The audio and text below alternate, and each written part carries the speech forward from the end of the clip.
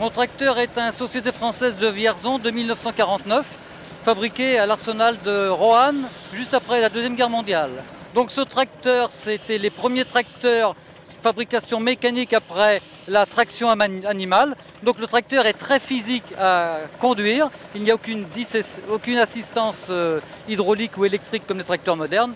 Tout se fait à la force des bras et c'est que des pièces lourdes et difficiles à manipuler au niveau des boîtes de vitesse, de l'embrayage et des commandes de gaz.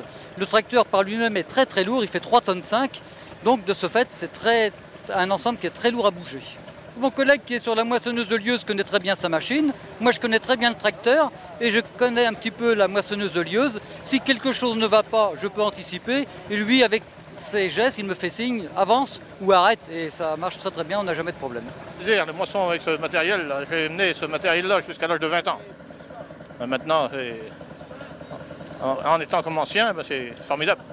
Ce tracteur est un tracteur d'origine anglaise qui doit dater des années 45-50 et qui a beaucoup travaillé dans les Landes, dans le Gers.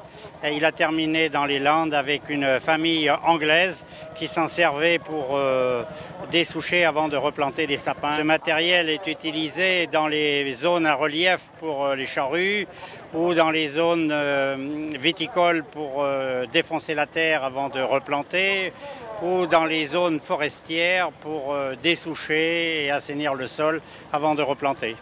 Ça reste un tracteur et bon, c'est très différent de la motricité pneumatique, puisque la chenille est beaucoup plus rigide, mais ça se conduit assez bien.